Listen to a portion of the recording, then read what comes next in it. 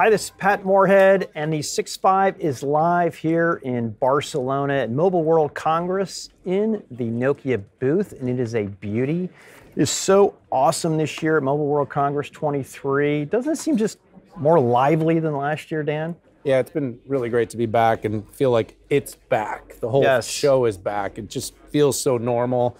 And yeah, we're here in a really green room with some new branding. We're going to talk about that more. But Pat, we're really excited to have a returning alumni in a new role. That's right. As well as a new guest on the 6.5. So that's right. So Ricky and Shaun, welcome to the show. Great to see you. Yeah, great to be here. Gosh, it's been a wild 2 days here. I felt, I was part of the big event yesterday. It's been a lot of fun. So I appreciate you inviting us in. No, great to have you here. Good picture of you with Pekka yesterday too. Oh, I jumped right up there to get that picture of him with the new brand, new t-shirt, kind of rolling out vision, objectives, strategies, all the product stuff. Don't ask my question. Okay, I'm sorry. All right. Oh no, we'll get right in there, Dan. Let's do this. All right. Ricky and Shaun, it is good to have you here, and I'll let Ricky kind of take the lead on this one. But you made some big announcements.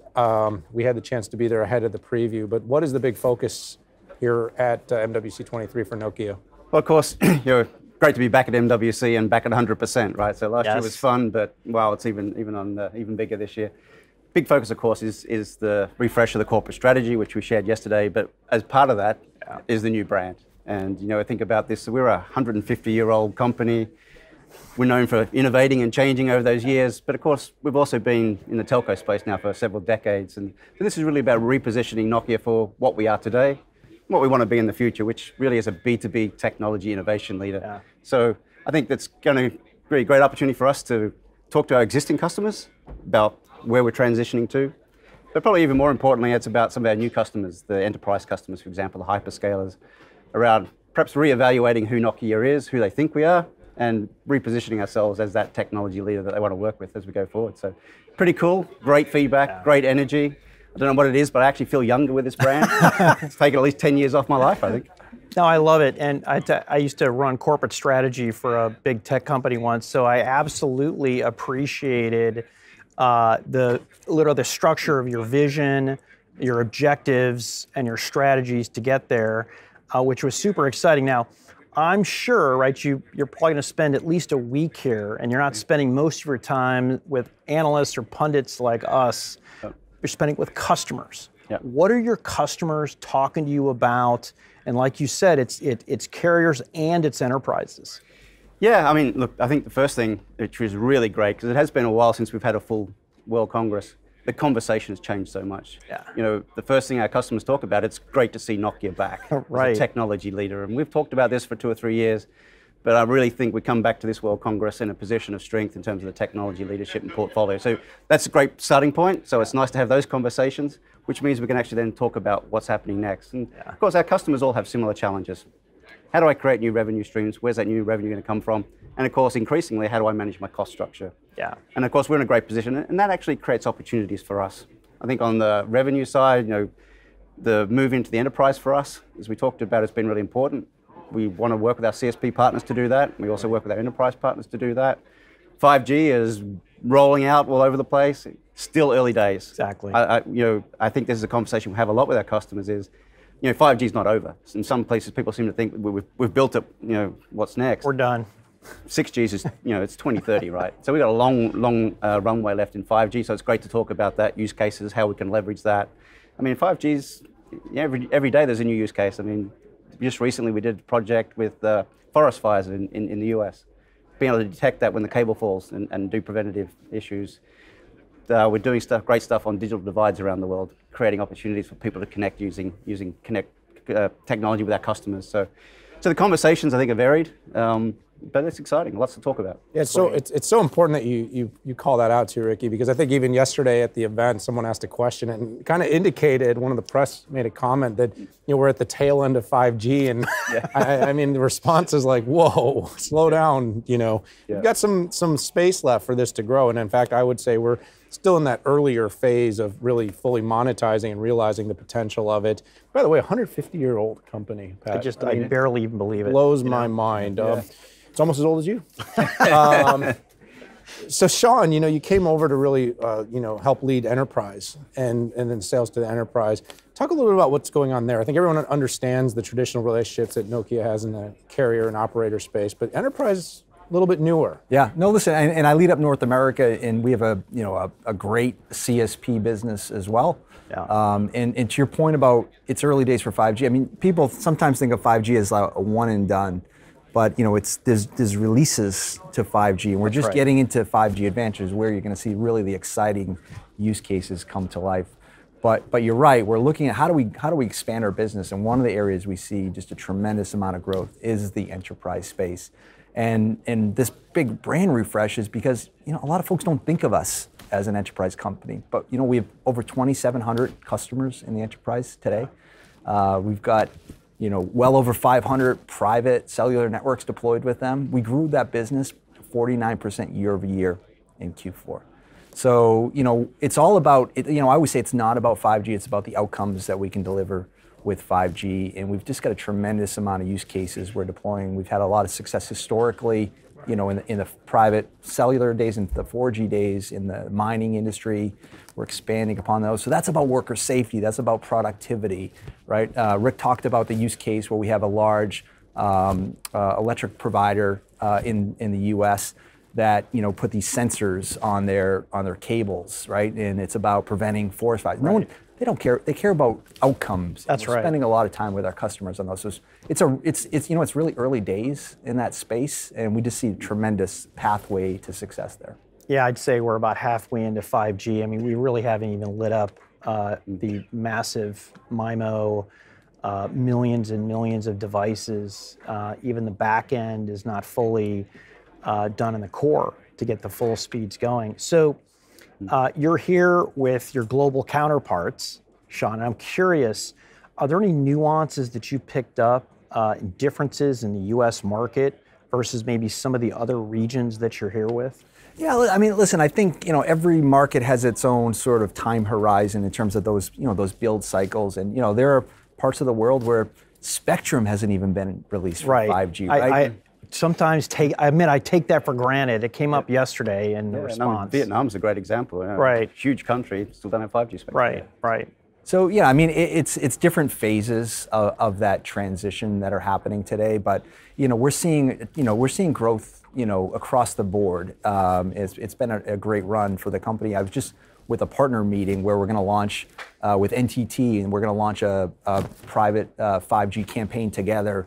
Starting with the APJ market, right? We've had really great success in North America with Kyndryl, where we started a partnership that we publicly announced about a year ago. Right. Within a year, we've got 100 active engagements with customers. Great. And this is complex technology. It's about pulling the ecosystem of things together to drive those outcomes. It's not just about the network. We're talking about. I was just thinking through my career. It was this big debate about the dumb pipe. Is it a dumb pipe? We don't want to be a dumb pipe. Well, it's not a dumb pipe, right? It's a network that senses, a network that thinks, and a network that acts, right? So that's very different than a dumb pipe. So just tremendous traction, and everyone's excited about this across the globe. Well, the industry's come a long way. I mean, I remember we were talking M2M probably 15 years ago, right? And then lack of endpoint security, lack of standards. And they were all truck rolls. And then everybody thought, okay, industrial IoT, great. It's going to be so different, right? Okay, we all agreed on security at the endpoint, had standards, but people aren't, I think you had mentioned this, people aren't, boards aren't asking for, hey, I want an IIoT project. No, it's about outcomes, right? Whether it's in the factory, whether it's in logistics, whether it's in the forest. I mean, people, they want answers. So I really think we are literally just hitting the first stage of this. Your deal with Kyndryl and as a partnership, to me, I mean, that's where a lot of the rubber meets the road, because there's so many pieces happening at the same time. Software platforms, full roles of operations that they're there to help. Yeah. So I think what we found is we've been doing enterprise for quite some time. I think people kind of think this is a new business for us. Actually, we've been doing enterprise for a lot of years. yeah. And one of the key things we found is you have to know those industries, you have to know the language of those industries and how the OT systems work in those industries. And it's about pulling all that together, as Shaun said, to get those outcomes, right? So it's a very different conversation with an enterprise from a sell process than it has for a traditional CSP. For sure. So give us a taste outside of the brand launch, Ricky. What were some of the big sort of exciting announcements that were made from a technology standpoint? Yeah, I mean, we've got a great stand here. We've got a whole lot of new tech. Let me start with our mobile networks group, our radio division. We've launched our latest massive MIMO technology. And this is great because this is built on system-on-chip technology, and that's where we were falling short in years gone by. We've really ramped this up now, our own system-on-chip development. That now allows us to build the smallest, lightest, and most energy-efficient massive MIMO radios out there in the market. Nice. So that's really exciting. I think the other one that's interesting on the radio side is our AnyRAN story. As we know, I mean, cloud is everywhere. Sure. Radio access is going to the cloud. And so now we've developed our NIC technology, which allows us to put that in anybody's cloud, whether it's a Dell, HP, hyperscalers, et cetera. So it shows that I think this any cloud, any RAN concepts is certainly gaining momentum. And and we also had a great announcement today, which just came on the wire, you might have seen, is a little win against one of our big competitors down in South Africa with MTN. So it's always nice to validate the technology with actually winning net new business, which is important for us. We hit AnyRAN pretty hard this morning. We did Ari on with Marvell, so we did a little preview just this morning. Yeah, great announcement on the mobile side, but you did more than mobile, didn't you? Yeah, well, we're talking about cloud, right? And I think our Cloud Network Services division's got a couple of big announcements. I think we just announced that for the first time in the world, we're now offering 5G standalone core as a service. Yes. That's pretty cool. That's new for us. Hard to do too. Yeah, and great stuff around analytics. I talked about conversations we have with customers. Managing operations or managing costs is really important. Having those analytics built into the network is extremely important, and we're really helping operators identify those insights in the network and taking actions to improve their cost structure. And then, of course, our network infrastructure division, big announcement there, PSE 6. So we've moved from 5 to 6, maybe not such a big deal perhaps, but this is the world's fastest coherent photonic solution out there in the world. It's an amazing piece of technology. Again, Nokia developed system-on-chip technology, so really cool stuff. Great for our optics business. Any cloud, anywhere. I mean, the hybrid multi-cloud is huge, and being that fabric that no matter where they need that capability, I think really is going to help determine the new winners in this new age, because customers really don't care where it's at. They just want it to work and be reliable. In some instances, it's in a sovereign cloud. Other times it's in a public cloud. Other times it's in a private cloud. They just want it to work. Yeah, I think it's interesting. Pekka talked yesterday about this concept of networks meeting the cloud. And you think about it, what customers really want is super high reliable tech that works. It's the 5 nines world that we all come from in the telecom world. Right. But you marry that with the cloud around scalability, consumability, and it's those two things coming together. It's really going to drive the industry forward, I think. So yesterday, you gave respect to the past, talked about what you're doing today, but also you gave some glimmerances into the future. And I'm curious, Shaun, what is it about the future that you're most excited about, or you're excited about putting effort into right now? Yeah, I mean, one of the things we're really excited about is the metaverse, right? And we believe that it's not metaverse, it's metaverses. And there's really going to be 3 metaverses. Most people talk about the consumer metaverse, right? And Shaun yesterday was talking about doing kickboxing with goggles on, and sure, that's real, that's cool, that's going to happen. But we're really excited about there's going to be an enterprise metaverse that's going to be more around collaboration and augmented workforce. And then what we think is really where the opportunity is the industrial metaverse. That's like creating these digital twins, and it's going to it's going to completely transform operations. The opportunity is huge. It's viewed to be somewhere between 8 and 13 trillion with a T, dollars by 2030, which is around the corner, by the way. And just think of the traffic that's going to be coming out of that industrial metaverse. By 2027, the traffic is projected to exceed the traffic that we have on our phones today with video. Video dominates the traffic today on handsets. It's going to get surpassed in just a few years by the traffic from these industrial metaverses. And we feel we are just really well positioned in many different areas to go after that market, and everything from obviously the networking, that's obvious, but some of our software assets, some of our tooling, we play a role on the device side, whether it's even through licensing our technology or building our own technology. So we're really excited about that opportunity, and we think it's like we're the most positioned company to really take advantage of that opportunity. Nice. Intelligent devices, sensing things. I mean, things will create this. And then, of course, just the ability to advance industries. How much faster we can advance healthcare, how much, more efficiently we can design and engineer, we can drive sustainability, all the things that people are trying to accomplish, being able to test it in sort of a simultaneous, autonomous, data replicated universe. Wow, say that 3 times quickly. Wow. That was impressive. Is going to be foundational, though, to moving industries faster and forward. Yeah, absolutely. So he's completing my sentences already. Yeah. No, it is good. It's a good alignment. It's a good sign.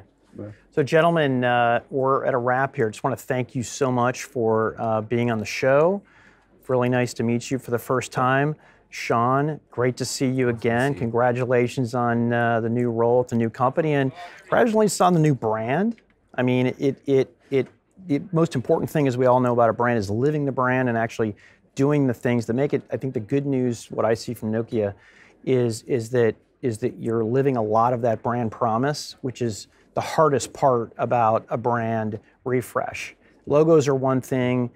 It's doing what you need to do to keep your customers super happy and build new stuff into the future and project that to people who might think you're a smartphone company still. So, anyways, thanks for coming on the show. Great, thanks for the time. Great. Yeah, great to see you as always. Yeah. All right, everybody, you have it here. I want to thank you so much for joining us here at the 6.5 in the Nokia booth at MWC 2023. Hit that subscribe button. Join us for all of our shows here at the event, and also, of course, all the shows that we do everywhere else. Pat, I think we got to wrap here, though, and say goodbye. So thanks for tuning in. We'll see you all later.